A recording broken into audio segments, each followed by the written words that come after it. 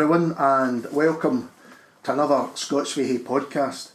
And in this podcast, I'm going to be talking to writer and musician David Keenan. Hello, David. Hi, how are you doing? Good. Thanks for doing this with us. Yeah. The reason I really wanted to get you on one of the podcasts is your novel, This Is Memorial Device. It's one of the best novels I've read for a long time. And I'll hopefully try and explain why a little bit later. But can you tell us a little bit about This Is Memorial Device? Well, it's the document of a time and a place, the late 70s and early 1980s, set in Airdrie during the post-punk years.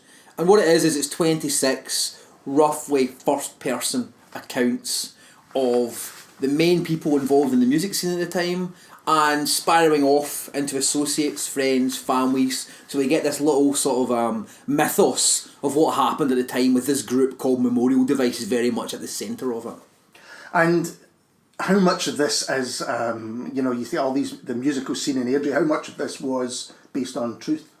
I mean, it is. I called it an hallucinated oral history, which is the subtitle, and because I wanted to underline that it's completely made up. It is completely fictitious. There was no way a music scene like that didn't exist in Airdrie. Yeah. People in Airdrie were certainly inspired by music and were doing things and forming bands and putting on concerts and writing fanzines and things like that. But more, I was just a little bit too young to have been part of the scene and the time that the book's set. But what it is what I would see people who were slightly older generation than mine in Airdrie, looking like aliens, with leather jackets on and ripped t-shirts and these self-ravised hairstyles, and I would look at them as if it was the future personified. And so in this book I wanted to indulge in my fantasy of what I thought this generation were up to, or what I thought the possibilities were being part of that generation.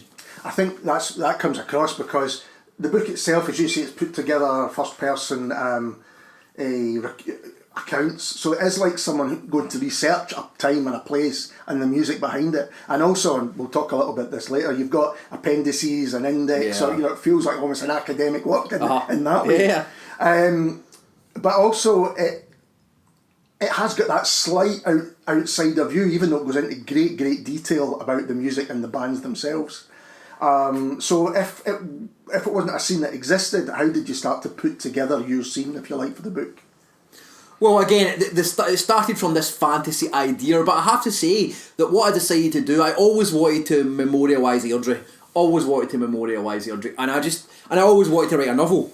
And I was always writing stuff in general, but getting round to a novel, I knew if I ever wrote a novel, one of the great subjects was Airdrie. Right. It was Airdrie because to me, it was an incredibly eccentric place. I mean, I think Glasgow's an eccentric place. I went to Scotland, and the strange villages around it are very magical to me. And I wanted to write a novel that would really sing their praises as magical places of possibility, rather than as tough places to be suffered through. So I was very conscious of writing a novel that wouldn't be the typical sort of very sort of pro art type novel, with lots of sort of vernacular and very sort of rough and tough kind of style. I didn't want that. I wanted, in fact, to be tender. Absolutely. So to get away from that idea of the stereotypical West of Scotland working class male who can't express himself. Absolutely. Here you've got your males expressing themselves in every way they can, by the way they dress, by the way they think, by the way music that they do. I mean, it's incredibly artistic novel in that way, not just the way it's written, but the people in it too. Well, let's talk a little bit about Airdrie before we go into the music. Yeah. Why did you feel this need to kind of memorialise this place? Did you feel that these towns were places that hadn't had their fair shake?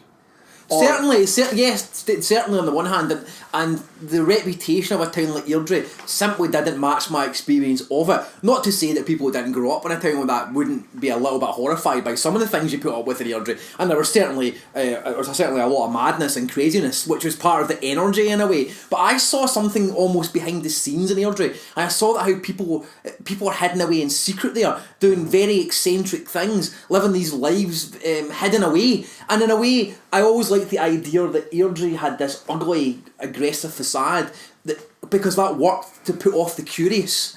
You know? Yeah. You know, as if there was this little secret thing that we weren't giving in away. It was almost like a poker face when you came to see Airdrie, but really behind it there was all this magic going on. And I experienced it as a kid. And my first interest in culture, my first interest in literature and in music were all stirred in Airdrie. By people in Airdrie, not by people older than me. And it made it seem possible. It made it seem, wow, there's this thing going on around us. And a big influence on the book was a book that came out in, now I'm going to say 1955 perhaps. It was called The Book of Airdrie. And some of the people who wrote in that book were alive when I was a kid. And our headmaster at our primary school, which was Clarkson Primary School, Mr. Brown, who was an incredible old school headmaster, but very encouraging in terms of education and the arts and fostering this kind of love in his pupils.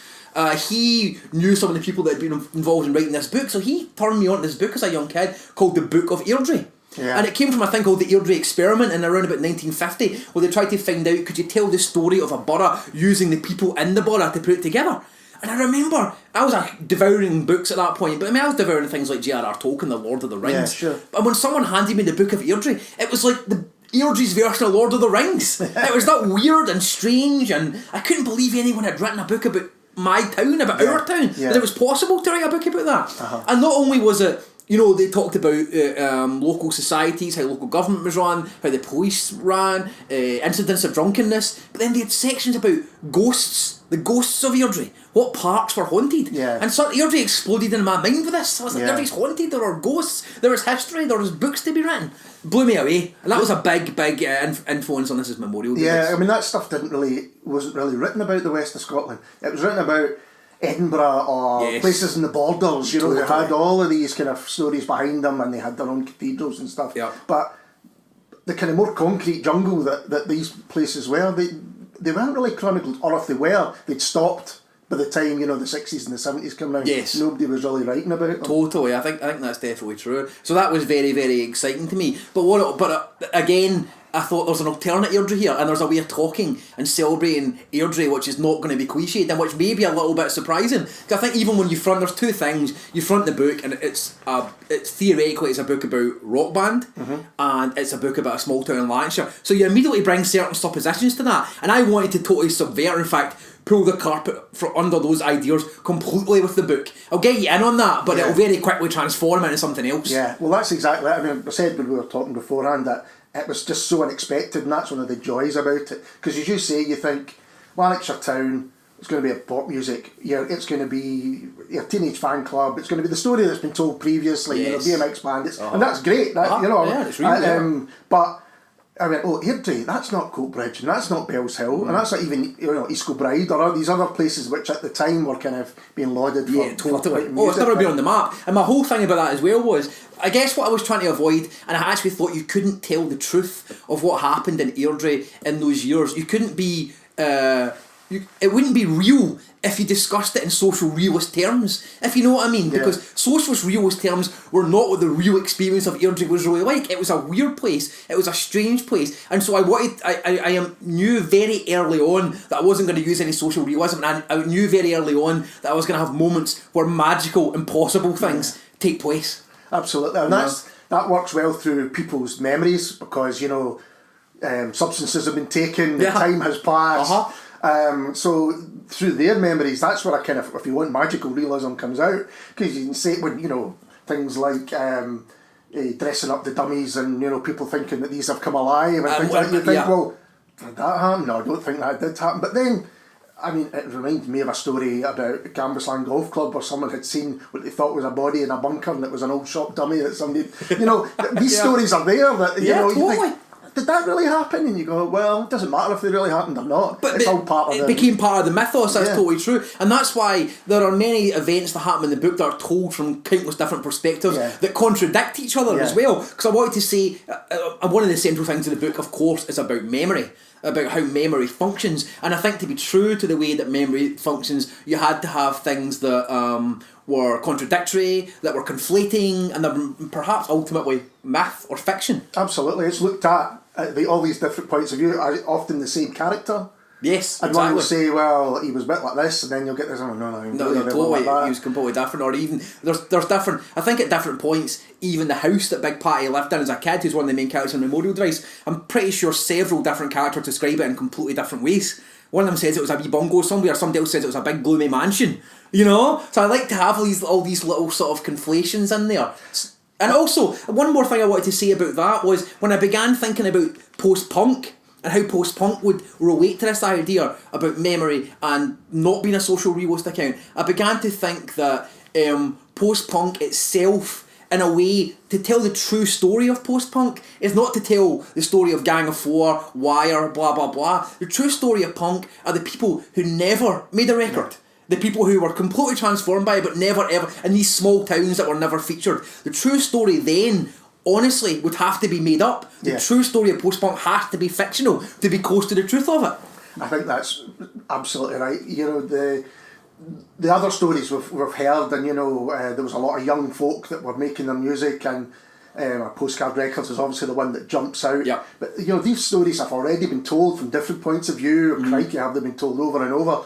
And so they get their own myth, but there was all this other music getting made. Totally. And by bands that would never get their 15 minutes of fame on Top of the Pops. Never even wanted it. They just wanted to go play.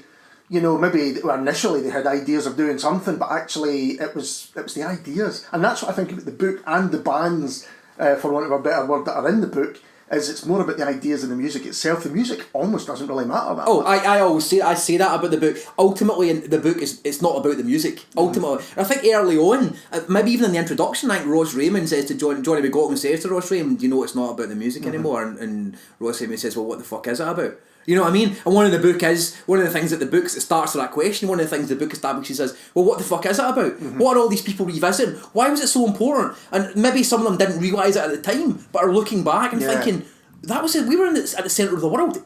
Airdrie, believe it or not, was the centre of the world for these characters who lived through it. And they're coming to realise that. And they're coming to realise how special it was. And they're coming to see, which I think the great thing about post-punk was it was like a mass existentialist movement that penetrated working class towns. That was amazing to me. And it's not just about the music, because the other thing about in the book is people go flying off into different things. They're inspired because they're turned on to possibility and to all these different cultural manifestations of this urge, whether it's Russian novels, whether it's starting to paint, whether it's starting to want to be a sculptor, whether it's just want to disappear to Palestine and pull a rimbow. You know what I mean? So post-punk, all these people go exploding off in all these different directions, and I wanted to say that, and it wasn't just about music even, you know? Yeah, absolutely. And also you say that it went to small towns, and it did, because by the time punk, as far as I can tell, by the time punk got to small towns, it was almost a prescribed thing. It was like, well, this is how your hair is. Yes. This is how, as much as anything else, as much as looking like, you know, a teddy boy or looking like a mod or anything. It very much, it had gone through its creative period in London mainly, and maybe Manchester, but, you know, arguably that's where it was. And so by the time post-punk got it, people had taken on the ideas rather than the fashion and all the other stuff. That was where it was getting interesting and really totally. I totally agree. And I mean, I think it was like, again, I think it was a hallucinated version, because what you would do is you would kind of like semi-digest the idea of the Sex Pistols. You'd hear about them, you'd maybe hear a bit of something from Nevermind the Bollocks or something like that, but in a way you weren't really engaging, because if you listened really deeply to the Sex Pistols, it's hard for someone who's not a musician to be able to play the songs on the Sex Pistols album. They're played by professional musicians and they're recorded in a great studio. But I think what happened is people began to take the Sex Pistols at their word and make music as non-musicians. You know? In a way, if you listen to the Pratts or the Scrotum Poles, great Scottish post-punk groups, they've taken the Sex Pistols at their word and made music as played by non-musicians. And in a way, they've taken it further. And one of the great bylines of the book, I think, is it's not easy being Iggy Pop and Airdrie. Because the whole point is, to be Iggy Pop and Airdrie is harder than being Iggy Pop. You know what I mean? You're actually living it harder than being Iggy. So my whole thing is, a lot of these people lived it harder than their heroes, exceeded their heroes through the vision of what was possible. You know? Well, that gets to the kind of bravery behind it, because a lot of the people, it's not just something that they're hiding away. They're dressing it and they're doing it, and they're, you know, being involved in the sex industry as almost as an artistic expression as much as anything else. And to do that, you know, go back to the earlier ideas about what a small town in Scotland was like. some of those stereos hold true. Some of it were tough places. Oh, it was to stand out. Totally. You were taking your life in your hands. Oh, I saw people get doings. I mean, I saw people get savage doings for looking weird. I mean, there was one famous thing that happened to me. I was walking along the road with this punk who was called the Hamburger Lady because he had it written on the back of his leather jacket. And a guy rolled down a window and actually threw a full loaf of pan bread at us as we were walking up the main street in Airdrie. Oh, and I'll never forget it, a loaf of pan bread. Yeah. You know what I mean? But they just couldn't stand the sight of us. You know, and so it was brave. But I loved it. When I would go down to the city centre with my gran on a Saturday, these are the people I was looking at. Yeah. And I would totally marvel at their bravery and their style and the way they set an example of what was possible. I loved it. So, the music behind it, I think we've said that the ideas were really important, but it's not just that it's not about the music, it's artistic inspiration in general. Yes. You know, they start to... And this was something I think really did happen through a kind of explosion. It's not just the bands, but the music press, the way it was covered. Yes. People referencing, you know, as you say, Russian novelists or or poets or artists or something. Avant-garde filmmakers. Yeah, suddenly you go, oh, that's, you know, Mark Almond's mentioned this. I'm going to go and find out what the hell that is. And it just suddenly, it was almost the beginning of people making these connections which almost couldn't be made before. Yes, I totally agree. So, now, when I read the book, I was thinking, I haven't read anything really close to this in terms of Scottish writing, probably since Duncan MacLean's Bunker Man, you know, this kind of novel which just goes, right, I didn't expect any of that, and it absolutely blew me away. I was trying to also think what other books it reminded me of. One was Kathy Acker's Blood and Guts in high school. It's just because of the manner, the kind of energy behind the writing, the kind of I'm not giving a fuck, you know, about what anyone said about it, but thought about it. That's what I got, and that's what I loved about it. So when you were writing it, did you have any kind of reader in mind, or did you just kind of go, "No, this is what I want to get out there, and if anyone likes it, so." I didn't have any reader in mind at all. I mean, I'll tell you a little bit about how I wrote it and the context of how it came about. Was I actually spent 10 years writing. I'm always confused. I think 7 novels. Right. In 10 years. But what I did first of all is this. I decided, like, when I got to my early 30s, I decided I've always been wanting to write these novels. It's time to start, and I began being attracted by the idea of a longer project. I had no idea how to go about writing a novel. I thought I'm just going to find out how you write a novel by writing a damn novel. So I started writing this novel, and it was terrible. It was horrifying. It was cringe-inducingly bad.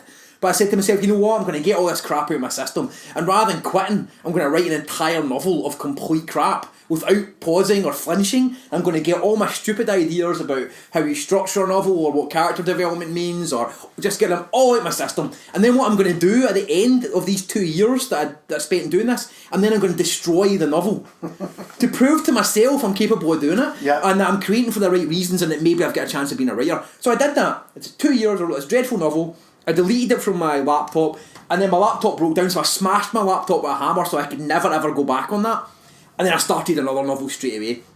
And I had no contacts in the literary world. I didn't have an agent, didn't know how to go about it. Sometimes I would buy that writers and artists yearbook that struggling writers always buy, and I'd look at it, sigh, and then just put it back on my shelf. And then I'd go and I'd just say, well, you know what, I don't know how to get a book published, but while I'm writing, write. The most important thing's the work. I was writing, so what I would do, I would write one book, I would stop, I'd immediately write another book, I'd then go back, edit the previous book, stop, go back and write another book. So I did this for 8 years after I finished my first book, for 8 years. And This Is Memorial Device was part of that 8 years that was written during then. And so what happened was, I'd finished the edit on This Is Memorial Device, and I for the first time ever I got a contact for an editor that I'd heard of, Lee Braxton at Faber and Faber. And I knew Lee because he'd worked with Kim Gordon and he'd worked with Joanne Cope, so it was an editor I'd actually heard of, which was amazing. And I was like, well, I've got a contact from him now. So I just thought, well, okay, this seems fated. I've got a contact with an editor, I've just finished Memorial Device, why don't I actually submit a book for once after all this work? Maybe the time has come. And I was totally naive. I didn't realise that you need to have an agent to submit a book, and that companies like Faber and Faber don't accept unsolicited submissions. But amazingly, Lee Braxton wrote back. I wrote to him and I said, I finished a book. I wonder if you'd be interested in reading it. As simple as that. And he wrote back and said, sure, send me a couple of sample chapters. I didn't know how weird any of this was. And so, this was on a Friday, so I sent him some sample chapters on Friday afternoon. About 2 hours later, he writes back and he just says, "I like it, please send the entire book." This was on Friday, so I sent him the book on the Friday, and on the Monday he said, "Can you send me your phone number?" And he phoned me, and Faber made me an offer for worldwide rights. That's incredible. So, it was completely insane. But I think the lack of knowing how you're supposed to, in inverted commas, doing it probably has helped you. Naivety, I think the naivety actually did work in the end, you know. So now I know, when I tell people that, they're like, "I've never heard of that happening in my life, it's completely ridiculous." I mean, and so it was incredible, but Lee, I mean, he's been amazing. He immediately responded to that energy, I think, that you're talking absolutely. about. You know, he immediately responded to it, which was amazing. And in terms of inspirations behind it, you know, what were they? Was it mainly music, or was there it was mainly literary influences, definitely books that inspired me. One of the big books that inspired me was Georges Perec, Life, a User's Manual. He's part of the Aleppo group, a French writer, and because his book is amazing, and one of the inspiring things about it was he creates this schematic. The way he structures the book is he creates a sort of schematic, and the schematic is an apartment building at a certain time. Then I think what he did was he mapped it out, and then he used chess moves as to how the chapters would relate. Right. And so you hear all these stories of these people in this one place that becomes this incredible interlocking world of parallel occurrences. And I thought, wow, imagine if you could do that for a small town. Imagine if you could do that for Airdrie. Yeah. That really inspired me. And hand in hand with this, I'm a real fan of, an obsessive fan of the poet Charles Olson, a collector and a lover, especially of his life work, the Maximus poems. And Olson had this thing about seeing where you are. I mean, the whole of the Maximus poems are about approaching his adopted hometown of Gloucester in so many different ways. So you have some poems that are about the history of shipping around there. You have some poems about the environment, the tides, local characters, all this stuff. And all these angles in which you can investigate where you are. And again, that began inspiring me. How can I get all these different angles on the same place? Obsessively, the same place. So those were definitely the two big inspirations. Structurally, there's a book called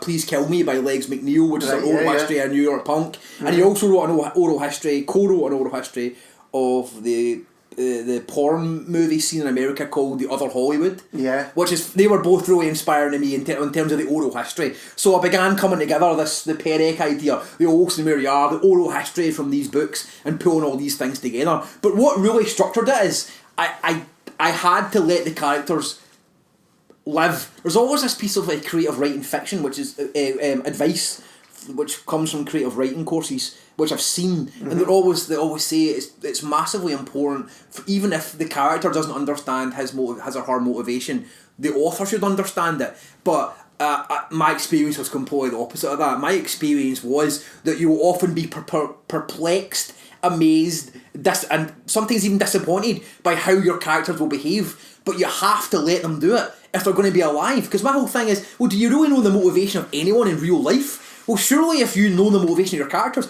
you're just a puppeteer at this point. Yeah. These people are not real. So the characters became real to me, and I began to set them up, and I really began just allowing them to interact and watching in amazement and sometimes horror at what they got up to. I love that idea. I love the idea of feeling concern or embarrassment on their behalf of people. And I think...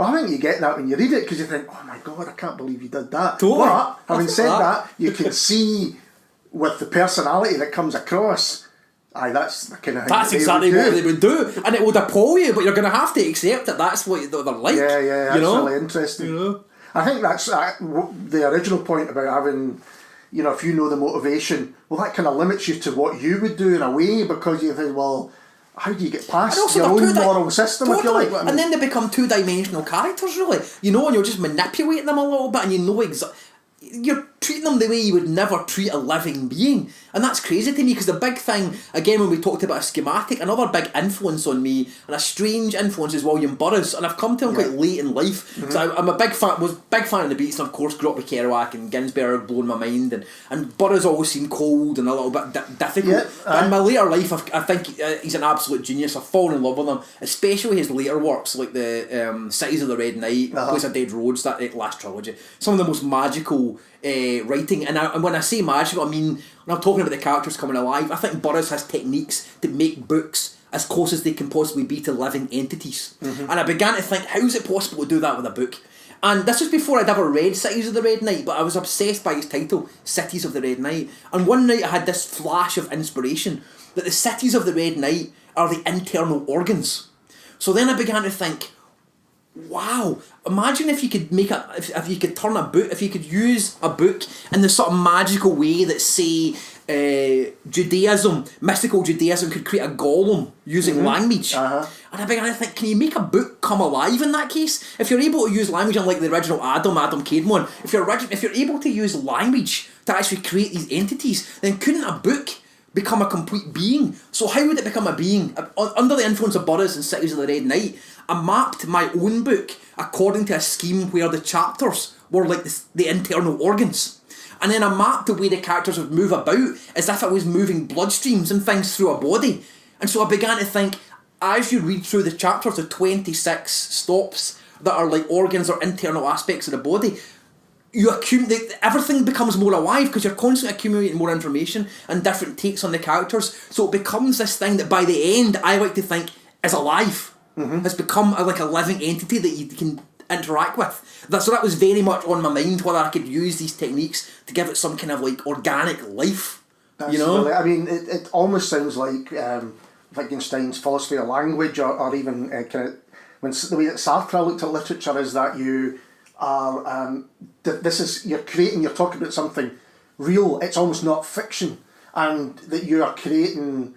Reality is created through the language you're using, so the reality of your novel was created absolutely through the choice of language that you're using and the choice of language that your characters are using as well. There's almost like a two-step thing there too. It's coming through. I mean, I'm a big fan of the poet Jack Spicer, and he would always talk about dictated poetry, that the poetry was dictated, and he would always talk about how somehow that he has this, like, he says when you're talking about how to write in this way, and definitely when, you know, when people say, well, where does it come from? I mean, I think if as an author, you have to be honest at one point and say, well, I have no idea where it comes from. Yeah. It becomes an act of faith where you sit down and you allow yourself to be possessed almost. And Jack Spicer would always talk about, he was like, imagine Martians are trying to communicate with you, and all they've got are these building blocks that have the letters of the alphabet on it. Yeah. You know, and what he would say is, he would try and say, well, try and get yourself out of the way so completely in a way that the transmission comes through.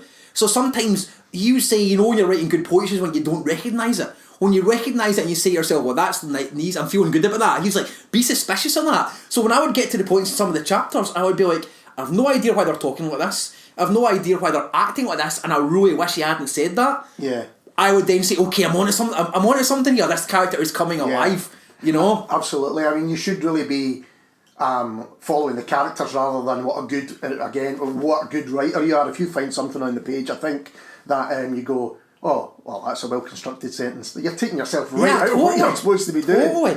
And the combination of true life and fiction, I've said it's completely fiction, but obviously there are some incidents in there that I did live through and experience and that I always remembered, and I always did want to write. And Jack Spicer always says an amazing thing. He says, sometimes things happen because they want to be written.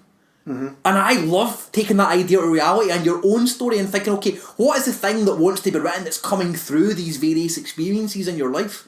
You know? So in a way, do you mean people are the people they are, or events unfold the way they are because they deserve to be memorialised in some way? In a certain way, yeah, there's something pushing through, and something pushing through that wants to be realised, and that is using you as a certain tool, maybe even quite coldly, simply to realise itself. You know? Going back to, you mentioned the beats, and there's certainly that I can see there, in that you can. I don't know how you work, but I could always imagine you sitting and just writing and seeing what came out of that, and then. I mean, what was the editing? You're talking about you had an editor. What was the editing process out of there? Or was the novel almost there? It was almost there. I mean, it was almost there. Structurally, it was structured pretty much exactly like that. The editing process for me was obsessively going through each character and making sure I understood his voice completely and his language. But more importantly than anything, the character's rhythms. That was the absolutely vital thing. I think the way you understand a character and they start to come alive when you understand the rhythm of the character. So I think the editing process is getting further out with my syntax, further out with my punctuation, and allowing the characters to burst through the kind of strictures of how you would arrange language or even conversations or sentences traditionally. Yeah, absolutely. You know?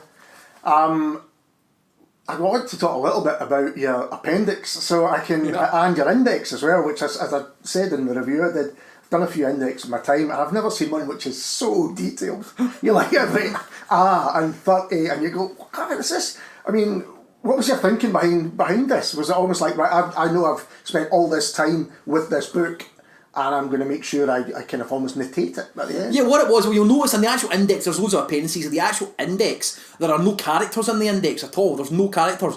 I wanted the index itself to be almost like the topography of the book. Yeah, you know what I mean? It's like, absolutely. Yeah, so the topography is there, and that the topography means it moves from actual locations to moods, to records, to things like that. And also, there are things in the index that you wouldn't really be able to...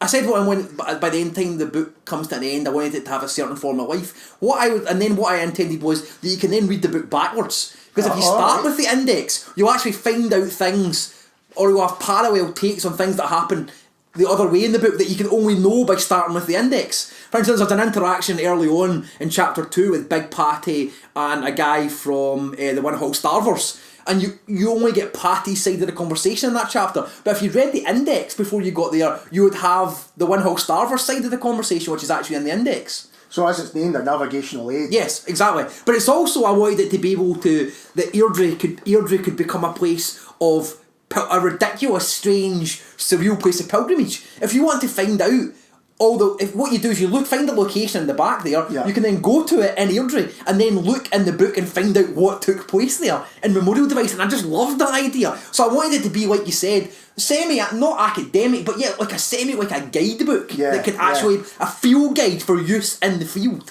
you know? I mean, it was astonishing. I mean, that's the thing, from cover to cover the book is astonishing, because it just throws up these things that you're like, alright, it's great to find something just so unexpected. Wow. The reason I asked about if the music was an influence is because I know you'd also written England's Hidden Reverse. Yes. Which I didn't know much about, but I'll admit this to you now, after finishing the book, I want to read more David Keenan, and I went out and got it. So I now know that it's kind of looking at Coil, Current 93 and Nurse with Wound, isn't it? I mean, 3 underground bands, for want of a better term. Yep. So can you talk a little bit about that book, or just that kind of music that, you know? Well, one of the reasons I wrote that book was I was definitely and Throbbing Gristle's a big group that features in it as well. Throbbing Gristle are really key for me, and I think when I was talking about punk earlier on, I think Throbbing Gristle were the first group to really fully deliver on punk's failed promise to liberate music from musicians. Although in a way TG were pre-punk. I mean, 75 they were getting together, which is quite incredible. So I began to see this alternate history, you know, that I'd played on just beneath the surface, and certainly in English music. And the reason I became fascinated about it as well was because, as we were talking about earlier on with the post-punk thing, is these groups for me joined the dots to so much alternative sources of information. You know, about different writers, about magic, whether it was Austin Osman Spare or things like the Viennese Actionists, all these different things that I never knew about before. They became a sort of source of an alternative history. And in the UK as well, strange artists and musicians who had been kind of like pushed out of mainstream narratives of contemporary culture. It was like this queer, strange underground. Queer in a sense of sexuality, but also just in the odd way of subverted mainstream ideas. So I became fascinated with this whole scene. It was quite shady and had never really been written about. So I was writing on and off about this music for The Wire, and I wanted to pull all this together and combine a survey of all the underground artists that they sort of brought back to light, along with the story of their own I think it's one of the most fascinating adventures in contemporary UK music is what went on with these groups, because they were all linked and worked together and things like that as well. And it was a fascinating story, and like this is Memorial Device now, it was a crazy story. They were so far out, they were so involved in completely off the wall wild things, and I'm always attracted and fascinated by crazy wild energy and wild characters, and so I was really, and I have a capacity for being around a lot of madness without it really infecting me too much, you know what I mean? That's a good trick to have, definitely. I'm quite happy with extreme behaviour, it doesn't really get to me that much, so I like to be around these people. So I spent years interviewing everyone I could find who was involved in that music scene, travelling to meet them and working on that book, which took years and years and years. And then it was out of print for a long while, and it was going for crazy money on the internet, and Stranger Tractor offered to redo it, and Unfortunately, our initial publisher was really uncooperative about giving us the original, the original artwork and the original layout. So we had to, Stranger Tractor had to relay it out again, but I think that worked for the best because they did an incredible job, and it's a beautiful looking book. Oh, it is, yeah, absolutely. And I think you're right. It's alternative. I mean, alternative is such a terrible word, but truly alternative in the right word. That most people not just will never have heard of, but will never even imagine existed a lot at the time. No. So I mean, there's the link then into This Is Memorial Device is, even if this is a fiction, it could have happened. Lots of it could have happened, and some of it did happen, in all those ways. Totally. And that's the whole. I keep going back to the possibility. The fact is, the possibility of it happening was very high. The possibility seemed there. It seemed the possibility was there at the time. So, you're a musician yourself. No, not anymore. Not anymore, but you have been in the past. I have been, yeah. I don't play music anymore, but I have in the past, yes. So, I mean, did your own kind of experiences in bands and in music, did that colour, some of the novel, or was that? It did. I know I've written about music since I was like in my teens, and so you've written for a lot of music magazines. I have. It's my main thing that I've done for like past 25 years or something, and music has always been totally important to me, but I thought I was always the opposite. You know why they always say that like music journalists are like failed or like jealous like musicians? I was like a musician who was like a jealous music journalist. I wanted to write more than I wanted to be in bands. My hero was Lester Bangs.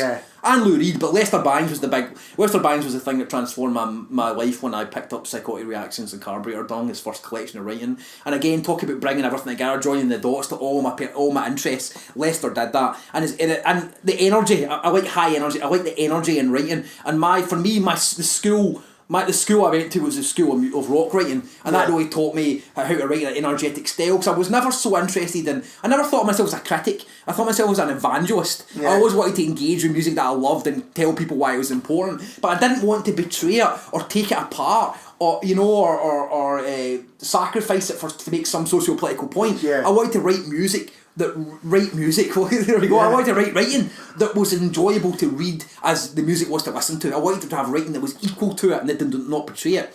And it's a good school to go to, because you're writing about something totally incoherent, a little bit formless, that's very difficult to apply language to. So it's a challenge as a writer. And my big challenge was to come up with a way of writing about music that was almost synesthetic in a way. When you're talking about sounds as being like shapes, you had to develop a facility, almost a little bit of a psychedelic facility.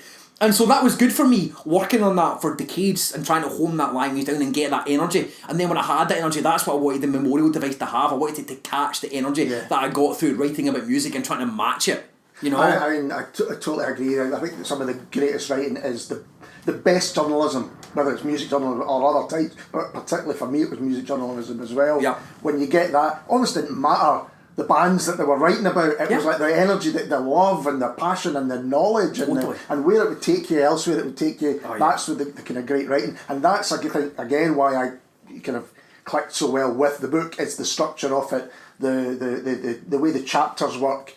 They almost work individually on their own. They're almost like, you can imagine if you were firing off, this week's chapter on the Airdrie Music Scene, in the kind of crazy way that you're doing it, and folk, getting it at the NME and going, what the hell's Dave doing? But I also wanted it to be like, it's a book that you can engage in loads of different ways. You can pick it up and read one random chapter and it will work on its own and you can engage with it that way. And that's why I said about the thing going backwards as well. I wanted a book you could come to from so many different angles. People are always saying, like, in the era of the internet and ebooks and Twitter, is the novel dead? Well, I think all you've got to do really is raise your game and make a novel that you can engage with in so many ways, but in novelistic terms, it's still possible. And because I think there's still some with fiction. The thing I've got with fiction is you were talking about the earlier on, that the sense what you can do with fiction is anything. Anything is still possible, but you need to get all the stresses and strains right. If you can make your novel internally coherent, then you can do anything you want in the novel as long as it's internally coherent. So that was a big thing with me. And I think that's a thing you get from Nabokov. I think all Nabokov's novels are almost like hermetically sealed worlds or parallel Nabokovian universes. And I wanted to do that as well. Have this universe that worked on its own terms, but that was perfectly formed to facilitate that. So that when a mannequin does float away over the glen like ball lightning in a suspected murder around the back of a Chinese restaurant in Airdrie, you're not suddenly sort of like jumped out of the reality of the book. In fact, you've just gone deeper into it, you know? Aye. So I wanted to have that possibility was there all the time. Well, there's a couple of things that occurred to me as well. One, now that you've said that you could, read it backwards, what I thought at the time was you could plonk yourself right, you could have opened that right in the middle and suddenly been thrown into this story, and I've gone that way or that way, left or right with it. But also the way that kind of Airdrie is described at times, it's almost like, well, here's the next circle of, not hell, but the next circle of interest, And what I mean is going deeper down, and deeper down. And, so on this first level, you think this book's going to be about music scene. And then it goes down and you say, no, it's so much more, and it's so much more. And by the time you get to the bottom, you think, I'm going to have to take this journey again because I'm not quite sure how I got here. Well, it's funny because one thing I didn't realise at the time was I have seen quite a few people say that they thought it was quite dark, and that didn't occur to me at all when I was writing it. But it does kind of click now, and I do see it that there is an aspect of descent that goes through the book, and you're totally right that by steps you're getting in deeper and deeper and deeper, and quite tragic things happen, very quite sad things happen. I mean, and to some of a lot of the characters are just fantastically charismatic, but you don't have a cop out by saying, and don't worry, folks, it all ended happily ever after. You went, well, they all went and did this, and this is actually what happened, because that's what happens. And also, I didn't want it to build up to the big thing, like, say when one of the major characters dies, and you find, I thought, well, we'll find that out halfway through, and then I can mess with the chronology a little bit as well. I'm not going to build to this at all, and I thought we'll build a sort of momentum, not even from huge events, but from almost like a psychic accumulation of detail. And the descent's very important because all the way through the book, lots of different people are having very similar visions. Because when I talked about it keyed to the organs, a lot of people in the book will talk about the organs themselves, and they keep having this vision of descending through the sea, of going to the bottom of the sea where all these wrecks seem to be tied up, and this vision happens again and again and again, plunging the depths of the body as well. So I wanted that that was paralleling the depths that the book plunges as we go on and on and on. So after you said this book, this novel's a result of our writing over a huge period of time. Yes. Are you thinking of doing another? Well, that's what I've said. I've actually got another 5 novels complete. So completed? I thought you maybe meant you'd been doing them and they'd kind of come together. No, they're complete. Yeah, so I've got. So yes, I have another one, and it looks like Faber will be doing my second novel, which is going to come from that batch as well. That's a publisher's dream. They say, "Have you got anything else?" And you go, "Well, yeah." Well, actually, here's another 5. Usually it's like that. I'm thinking, and somebody rushes away and does like 1,000 words. Because I had this thing though. I was like, how do you know when it's going to stop, when it's going to dry up? Yeah. As long as you're writing, as long as you're working, as long as you're That's on. Absolutely right. Yeah. Write. Because I always remember Dylan talks about his late 60s thing, and he says he calls it the great forgetting. He just lost the ability to do it. And who knows if you... And as I said, every time as a writer you sit down to write, it's an act of faith that it's going to happen and it's going to come. And you just never know when it's going to turn off. So I was like, in those 10 years, I was like, the most important thing is while it's on, get it down. And so there was a kind of fear that if you didn't, it might just... It'd never come back. Well, it was more like there was a state of almost demonic possession over 10 years that gave me no option but to write these books, and I did think I was losing my mind. And at points I did struggle with myself. I was writing, especially there's one book I wrote called The Tomb of the Song, and I did start to struggle with my sanity as I was being sucked into it, because I know, again, it was an example of like, where the hell is this book going? What is it dredging up? Where does it come from? And I do remember one day walking in the West End of Glasgow in the midst of another book which I've since finished, but actually thinking to myself, what have I spent the last 10 years doing? I'm a madman. This is insane. No one cares. No one will ever read it. It's but I was possessed. The books just were written one after the other, and just like a huge big.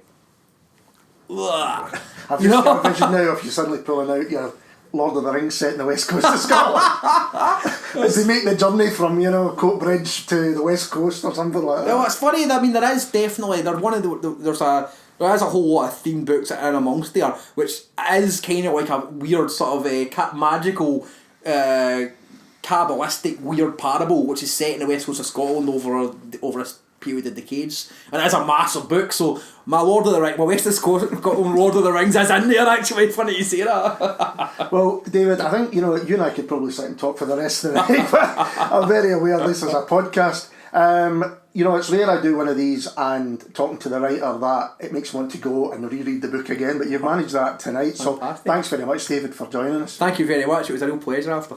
And we'll be back very soon with someone completely different. Cheers.